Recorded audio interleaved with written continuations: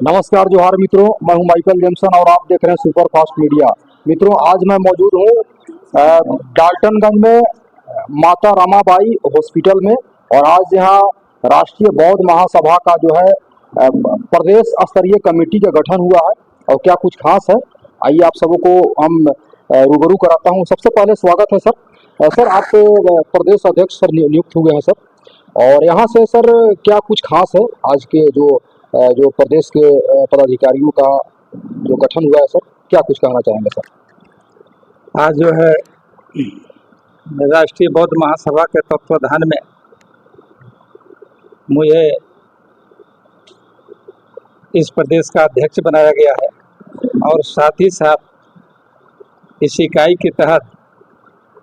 जिला अध्यक्ष, प्रखंड अध्यक्ष का भी गठन किया गया है। मैं चाहता हूं कि जो तथागत गौतम बुद्ध का जो आंदोलन था, सामाजिक आंदोलन, जो उनके सामाजिक परिवर्तन की आंदोलन था और जातीय व्यवस्था के खिलाफ उन्होंने जीवन भर संघर्ष किया और देश में ही नहीं पूरे विश्व में मानवता और समानता का को स्थापित करने का काम किया था। और बाबा साहब ने भारत में ये सोचा कि मुझे इस भारत को बौद्धमय करना बहुत जरूरी है। आज बाबा साहब के विचारधारा से, तथागत गौतम बुद्ध की विचारधारा और अन्य महापुरुषों की विचारधारा से प्रभावित होकर आज तथागत गौतम बुद्ध के रास्ते पर चलकर, बाबा साहब के रास्ते पर चलकर आज प्रदेश स्तर पर ये समानता, स्वतंत्रता, भाईचारा स्थापित करने के लिए जो संविधान होते हुए भी समाज में असमानता है, उस असमानता को पाटने के लिए, समानता लाने के लिए जन जन तक लोगों के बीच में जाकर हम संविधान के बारे में बताएंगे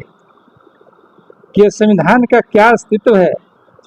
और देश में संविधान से कैसे ये राष्ट्र चल रहा है और तथागत गौतम बुद्ध का विचार क्या था, लोगों के बीच में उनके विचार धारा से अवगत कराएंगे। हम चाहते हैं कि जिस तरह से तथागत गौतम बुद्ध ने सोचा था, अशोक सम्राट ने सोचा था कि पूरे जम्बूद्वीप बौद्धमय हो, और उन्होंने शासन के दौरान कहा था कि हम राजपाट करके देख लिए, तो उन्होंने श्रीलंका में अपने पुत्र और पुत्री को, महेंद्र और संघमित्रा को बौद्ध धर्म को प्रचार प्रसार करने के लिए उन्होंने भेजा था। कहा कि इस दुनिया में इसके जैसा कोई भी धर्म नहीं है, धर्म नहीं है, इसे जाकर तुम जन जन तक प्रचार प्रसार करने का काम करो। आज इस सभी महापुरुषों काम क्या है, उनकी प्रस्तावना क्या है और बाबा तथागत गौतम बुद्ध का धर्म क्या था, उसके संबंध में लोगों के बीच में हम पहुंचाने का काम करेंगे। यही कहकर मैं अपनी वाणी को विराम देता हूं। सर, आपसे मेरा अंतिम क्वेश्चन रहेगा कि एक बड़ा वर्ग सर आपसे नहीं जुड़ पा रहा सर, आपके पास कह लीजिए सर बड़ी चुनौतियां हैं। निश्चित तौर पर आपने जो कहा था कि हमें जो है कि कांटों का ताज मिला है और फूलों का सेज नहीं मिला है सर, कैसे जोड़ पाएंगे सर बड़ा वर्ग को? क्योंकि आज भी लोगों का मानना है सर कि बौद्ध धर्म जो है एक खास वर्ग का ही धर्म बन करके रह गया है, जो कि आप समझ पा रहे होंगे। हाँ, यह धर्म जो है खास लोगों के बीच में रह गया है,